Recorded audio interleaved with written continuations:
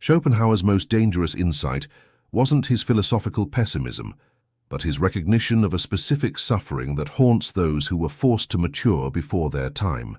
In his solitary reflections, he documented a condition many experience but few can articulate, the peculiar anguish of a childhood cut short by necessity. When life demands adult responsibilities from a child, it creates a wound that continues to bleed silently throughout adulthood, a suffering invisible to others, yet painfully present to those who carry it. Those who have experienced this premature growth often find themselves disconnected from the carefree joys others take for granted, not from a place of superiority, but because they've witnessed a harsh truth that extracts a devastating psychological toll. Today, I'll reveal Schopenhauer's profound understanding of this silent pain, and why recognizing it might be either your first step toward healing or the beginning of a deeper despair. The promise I make to you today is not one of easy comfort.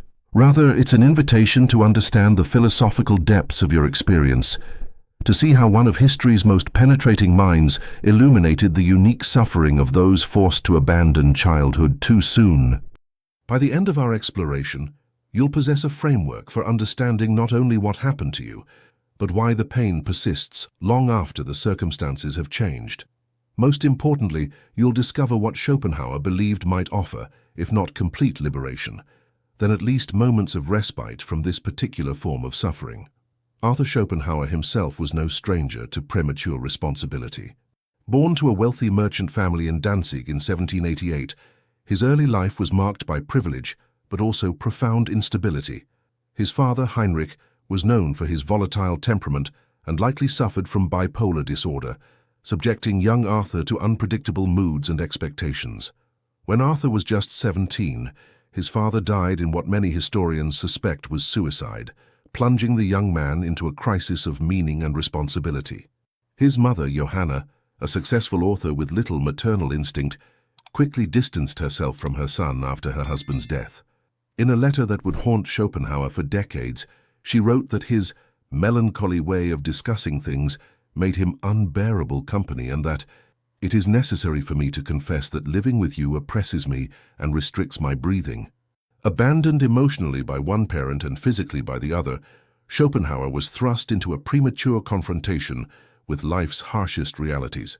From this crucible of early suffering emerged a rare concept that Schopenhauer would later develop in his masterwork, The World as Will and Representation.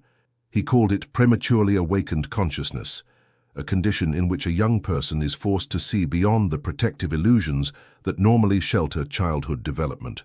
According to Schopenhauer, when a child must become the emotional caretaker of a parent, witness violence or addiction, or shoulder adult economic burdens, they develop what he called an old soul behind young eyes, a consciousness fundamentally out of sync with their biological development. The central problem this creates, Schopenhauer observed, is a permanent disjunction between inner experience and outer reality. Those who have grown up too soon find themselves perpetually out of step with their peers. While others might naturally progress through life's stages, the prematurely matured individual has already glimpsed the machinery behind the curtain. They've seen the raw suffering that underlies human existence, not as an abstract concept, but as a daily reality they had to navigate without adequate resources or guidance. The moment of revelation in Schopenhauer's analysis comes when he connects this premature awakening to his broader philosophy of the will. For Schopenhauer, the universe is driven by a blind, insatiable force he called the will, an endless striving that can never be permanently satisfied. While most people come to this realization gradually through adult disappointments, those forced to grow up too soon encounter this truth before they've developed the psychological structures to properly metabolize it. The revelation is both devastating and clarifying. Your suffering stems not just from specific childhood circumstances, but from being thrust naked before the fundamental truth of existence without protection. Schopenhauer's empirical observations of this phenomenon were remarkably prescient, anticipating what modern psychology would later term developmental trauma. He noted that prematurely matured individuals often display a peculiar combination of wisdom beyond their years alongside persistent emotional wounds. They might excel at anticipating and managing crises, reading others' emotions with uncanny accuracy and maintaining composure under pressure. Yet these same individuals frequently struggle with intimate relationships, experience persistent feelings of alienation, and battle a pervasive sense that they're fundamentally different from others.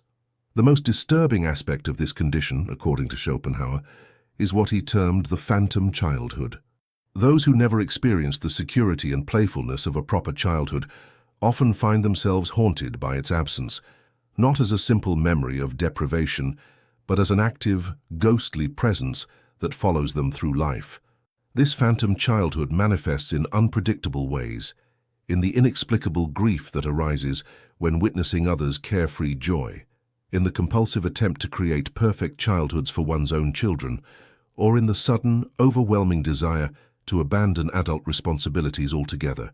The phantom childhood, Schopenhauer believed, was not merely the absence of something in the past, but an unfulfilled developmental necessity that continues to demand satisfaction even decades later. To ground his observations, Schopenhauer turned to both historical examples and the emerging science of his time. He cited the biographies of numerous historical figures, from Alexander the Great, who was groomed for kingship from his earliest years by his ambitious mother Olympias, to the composer Mozart, whose childhood was consumed by rigorous musical training at his father's insistence. In each case, Schopenhauer identified a pattern: extraordinary achievement coupled with profound personal suffering. He also drew on the physiological research of his contemporary Xavier Bichat, who proposed that human development proceeded through distinct biological stages that could not be artificially accelerated without consequence. Schopenhauer extended this insight to psychological development, arguing that just as a plant forced to fruit too soon becomes permanently stunted, so too does a human psyche forced into premature awareness. At the deepest conceptual level, Schopenhauer explained this suffering through his distinction between the world as will and the world as representation. For most people, the illusions of representation, the way the world appears to us through the filters of our perception, develop gradually alongside our capacity to glimpse the raw will beneath. But for those forced to grow up too soon, the protective veil of representation is torn away before they've developed the philosophical capacity to make sense of what they see. The result is a kind of existential vertigo, a perpetual awareness of the abyss beneath ordinary life without the conceptual framework to integrate this awareness healthily. The main danger for those who have experienced this premature awakening lies in what Schopenhauer called false solutions. The most common of these is the attempt to perfect control as a response to early helplessness. Having been thrown into situations beyond their capacity as children, such individuals often develop an extreme vigilance and need to manage their environments. While this strategy may have been necessary for survival in childhood, it becomes increasingly maladaptive in adulthood, leading to micromanagement anxiety and an inability to surrender to life's natural flow. The second false solution is escapism, the attempt to numb the persistent pain through addiction, workaholism, or endless distraction. The third, and perhaps most insidious, is what Schopenhauer termed inverted pride, transforming one's suffering into a badge of honor or superiority, thus preventing the vulnerability necessary for true healing. The secondary problem that emerges from premature maturation is what Schopenhauer identified as the paradox of strength. Those forced to be strong before they were ready often develop remarkable capacities for resilience, independence, and crisis management. These strengths are real and valuable, yet they come at the cost of allowing vulnerability, interdependence, and rest. The cruel irony is that the very qualities that enabled survival in adverse circumstances become obstacles to thriving in more favorable ones. The child who learned to never need help grows into an adult incapable of asking for it. The child who learned to anticipate disaster becomes an adult unable to fully inhabit moments of joy. The psychological impact of this condition manifests in what Schopenhauer called the divided self. Internally, those who grew up too soon often experience a splitting between their functional adult self and their abandoned child self. The adult self may be competent, controlled, and even highly successful by external standards. Yet beneath this capable exterior lurks the child self, frozen at the age when normal development was interrupted, still carrying unmet needs and unprocessed emotions. Rather than integrating over time, these aspects of self remain in painful opposition. The adult self views the child's needs with impatience or contempt, while the child self regards the adult's competence as a brittle facade. True healing, Schopenhauer suggested, begins with recognizing and reconciling these fragmented aspects of being. A pattern of repetition emerges in the lives of the prematurely matured that Schopenhauer observed with remarkable clarity. Having never experienced healthy dependence in childhood, such individuals often find themselves drawn to relationships where they can reenact their original caretaking role. They become the reliable one, the rock, the emotional support for partners, friends, or colleagues who struggle to manage their own lives. While this pattern brings a certain familiar comfort and validates their capacity for strength, it ultimately perpetuates their original wound, ensuring they remain forever giving what they themselves never received. Breaking this pattern requires the courage to experience belatedly what was missed originally, the vulnerability of having one's own needs recognized and met by others. Schopenhauer's explanation of resistance to healing centers on what he called the fear of grief. Paradoxically, those who have endured the most difficult childhoods often resist fully acknowledging what was lost. To truly feel the magnitude of early deprivation would mean experiencing a grief so vast it seems capable of annihilating the self. It's safer, the psyche decides, to maintain the adaptive strategies that have ensured survival, even if these strategies no longer serve their original purpose. This is why intellectual understanding of one's condition, while necessary, is insufficient for transformation. True healing requires moving beyond the safety of conceptual understanding to the unsafe territory of fully felt experience. As a collective phenomenon, the suffering of those forced to grow up too soon has far-reaching social implications. Schopenhauer noted that societies themselves can perpetuate cycles of premature maturation, particularly in times of war, economic hardship, or cultural upheaval. He observed that civilizations often demand impossible resilience from their most vulnerable members, then praise this resilience without acknowledging its cost. The child who bounces back from trauma becomes the adult who overcomes adversity, celebrated for their strength rather than supported in their healing. This cultural narrative serves the needs of society for functional, productive members, but fails the deeper human need for wholeness and authentic development. Let's pause for a moment. As we talk about how Schopenhauer uncovered this profound truth about premature maturation, I want to ask you something personal. Have you ever felt that disconnect between your outer competence and an inner sense that you're still carrying the weight of responsibilities that came too early? That moment, when you realize you can manage everyone else's crises flawlessly while feeling fundamentally incapable of allowing yourself to be vulnerable or dependent. I know it's hard to admit, because we live in a world that celebrates resilience without acknowledging its costs. But if you dare leave me a comment saying, "I recognize that pattern in my life when Haman may penmai," and complete it with your experience, you are not alone in this. Your words might be exactly what someone else needs to read today to feel understood. Sometimes naming our suffering is the first step to transforming it, and Schopenhauer gives us the language to do exactly that. Let's continue now with how this philosopher reveals an unexpected way to address this unique form of pain. Systematic patterns emerge in how this premature maturation manifests across different personality types. Schopenhauer identified several distinct responses to being forced to grow up too soon, each with its own characteristic strengths and challenges. Understanding these patterns helps us recognize not only our own adaptive strategies, but also the diversity of responses to similar wounds. These patterns aren't meant to categorize or limit, but rather to illuminate different aspects of a complex human experience. Schopenhauer categorized these responses into what he called modes of premature consciousness, each representing a different way of coping with the fundamental challenge of encountering life's harsh realities before one is developmentally prepared. Though he acknowledged countless individual variations, he identified 4 primary archetypal responses that continue to resonate with striking accuracy today. The first type Schopenhauer called the guardian. This individual responds to premature responsibility by becoming hyper-vigilant and protective, first of themselves, then of others. As children, guardians quickly learn to anticipate the needs and moods of volatile adults, developing an almost supernatural ability to read emotional undercurrents.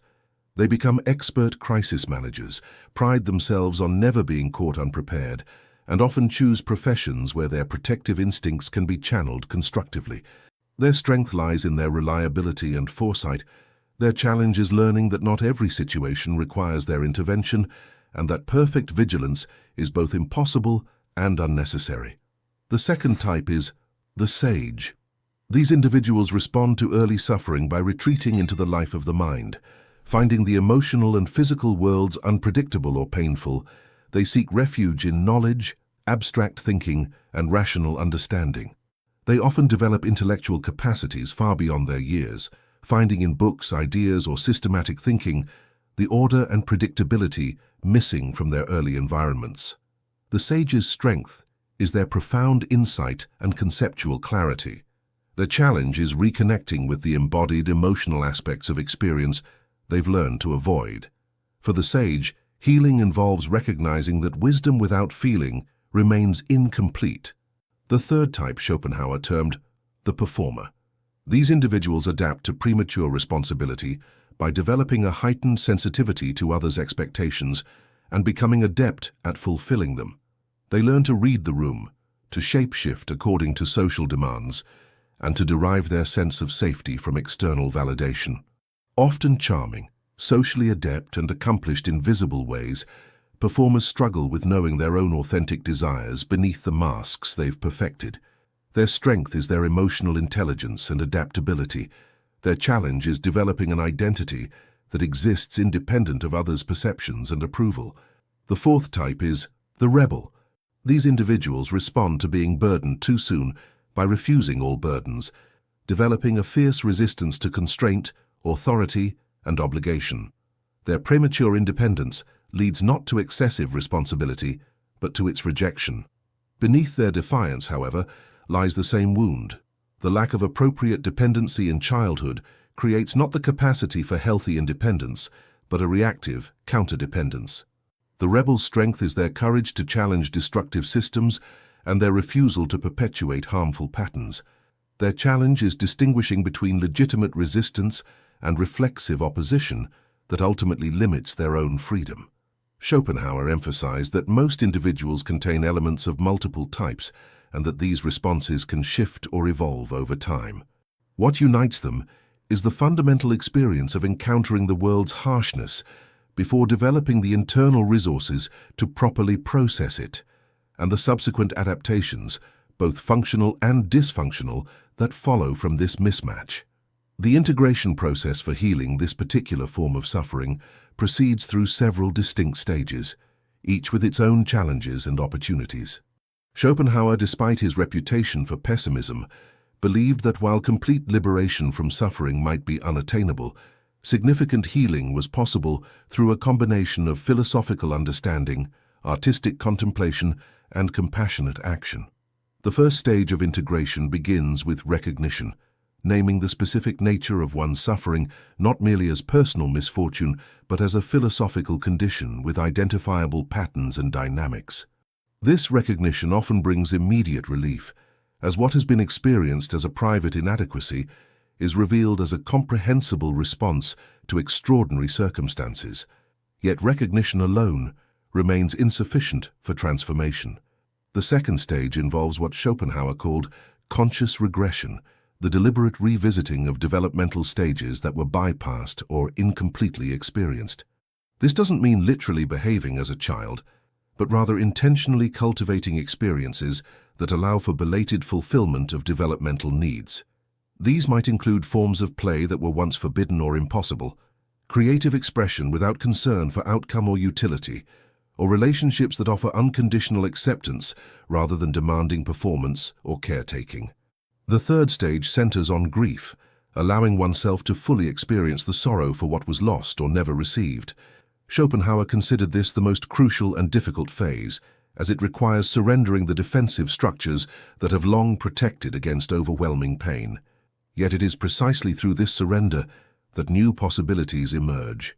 The grief when fully experienced rather than intellectualized or avoided, eventually transforms from an endless abyss into a process with its own natural completion. The fourth stage involves the integration of strength and vulnerability, learning to maintain the genuine capacities developed through premature responsibility, while simultaneously developing the ability to be authentically dependent when appropriate. This integration resolves the paradox of strength mentioned earlier, allowing one to access different modes of being as circumstances require, rather than remaining locked in compulsive self-sufficiency. The fifth stage is what Schopenhauer somewhat surprisingly called true innocence, not the naive innocence that precedes knowledge of suffering, but the hard-won innocence that follows its full integration. This state combines deep awareness of life's suffering with an open, undefended presence in the world. Having faced the worst and survived it, one can engage with life neither in denial nor in fear, but with a fundamental trust in one's capacity to meet whatever comes. The dangers in this integration process are significant and require careful navigation. The first danger is what Schopenhauer called false transcendence, using philosophical understanding to float above one's pain rather than move through it. The intellectual recognition of one's condition can become a substitute for the messier work of emotional processing, especially for those who have long used rationality as a refuge from feeling. The second danger is premature forgiveness, rushing to release others from responsibility before fully acknowledging the impact of their actions. True forgiveness, Schopenhauer argued, can only follow complete honesty about what occurred and its effects. Anything less perpetuates rather than resolves the original wound. The third danger lies in what he termed the recursion trap, becoming so identified with one's healing journey that it becomes another form of self-preoccupation, replacing engagement with life itself. Healing is not the purpose of life, but rather the removal of obstacles to living fully.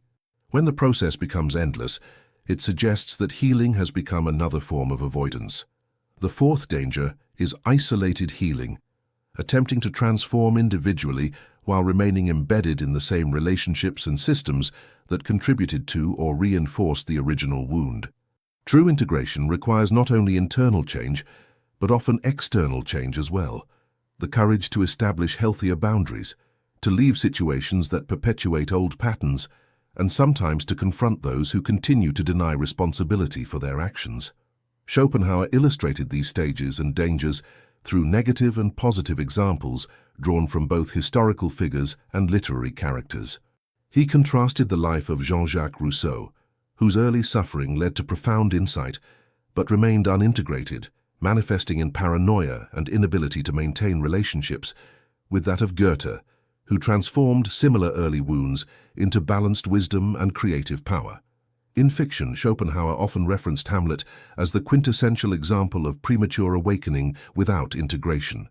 Thrust into awareness of corruption and betrayal before he had developed the capacity to respond effectively, Hamlet remains trapped between insight and action, ultimately destroyed by knowledge he cannot fully metabolize. By contrast, he cited characters like Natasha in War and Peace, who moves through genuine suffering to authentic wisdom without losing her capacity for joy and engagement. Personal transformation for those forced to grow up too soon follows a trajectory with recognizable stages, though the time required for each varies enormously between individuals. The initial stage often involves what Schopenhauer called the end of endurance, a breaking point where strategies that have contained suffering for years suddenly fail. This crisis, while painful, creates the opening for genuine change. The second stage typically brings a period of disorientation, as long-maintained adaptive patterns are disrupted. The structures that have organized one's identity, however limiting, provided stability. Their dissolution creates a necessary but frightening uncertainty about who one is and how to live. Schopenhauer warned that many abandon the process at this stage, retreating to familiar patterns rather than tolerating the discomfort of ambiguity. The third stage involves experimentation with new ways of being, tentative steps toward vulnerability, interdependence, rest, or play that were previously impossible. These experiments often feel foreign or dangerous, triggering old fears and defenses. Schopenhauer emphasized the importance of safe relationships during this phase, connections with others who can provide the consistent response and validation that helps establish new patterns of experience.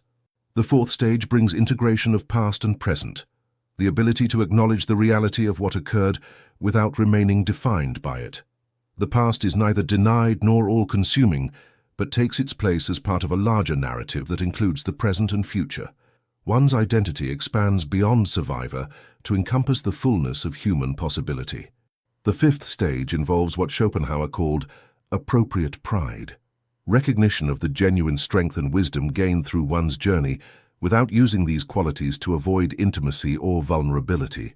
This appropriate pride differs from the inverted pride mentioned earlier as a false solution.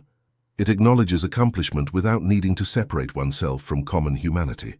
The final stage centers on generativity, using one's hard-won wisdom to contribute to others' well-being without reenacting caretaking patterns from the past.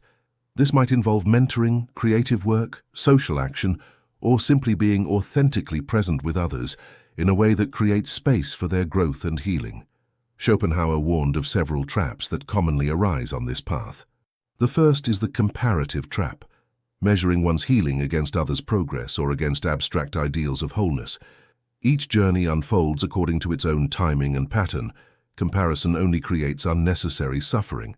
The second trap is healing as achievement, approaching transformation with the same performance orientation that developed in response to early demands.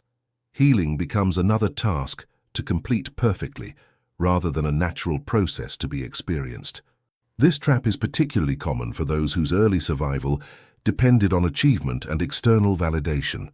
The third trap lies in what he called the expectation of arrival, the belief that there exists some final state of complete healing after which no further pain or challenge will arise.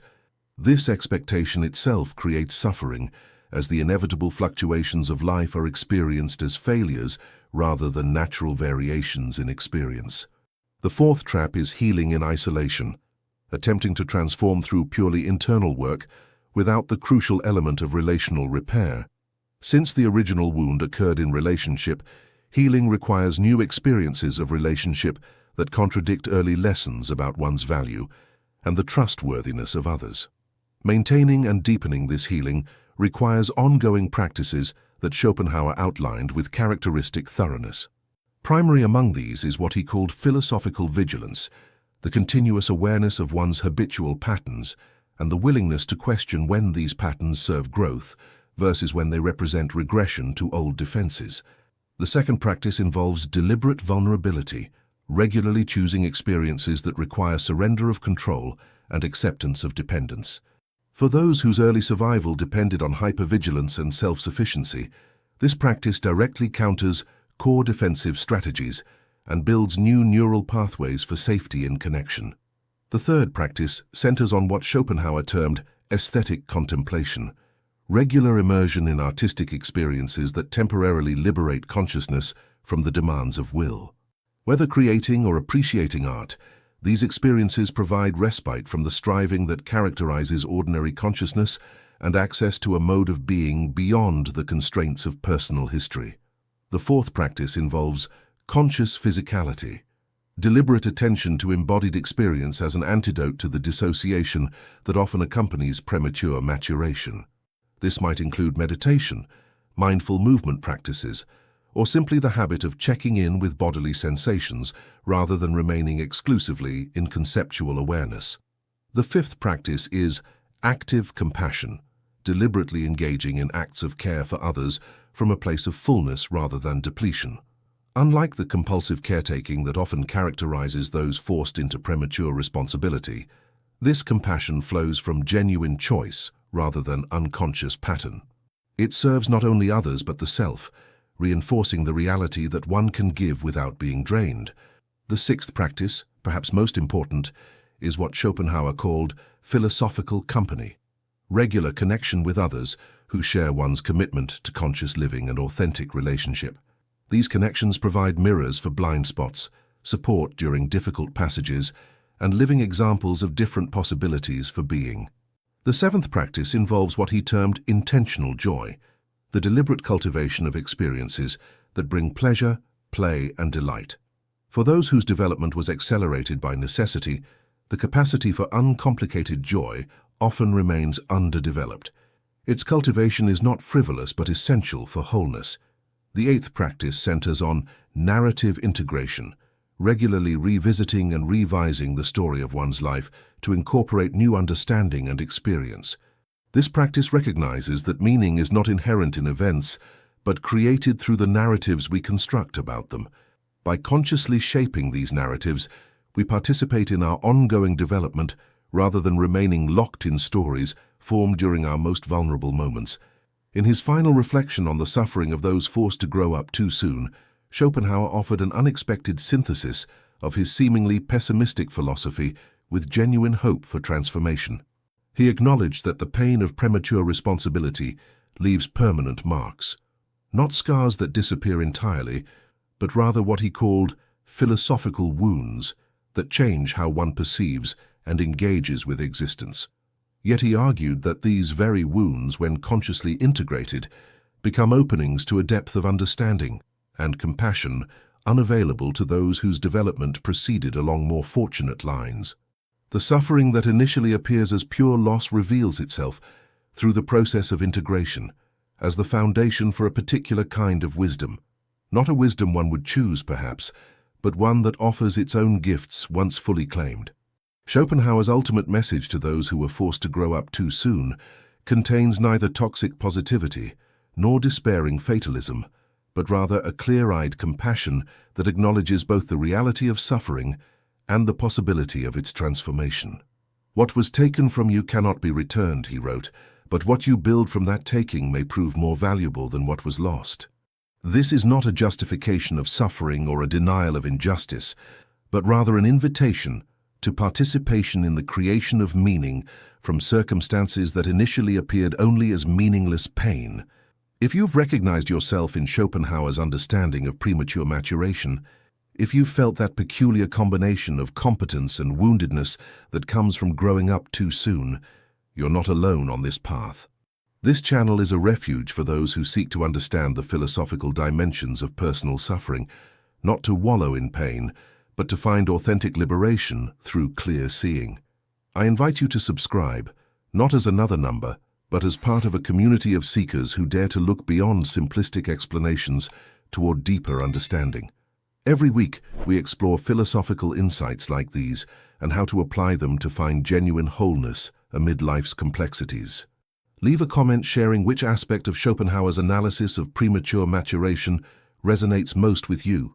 I take time to read each reflection and respond personally.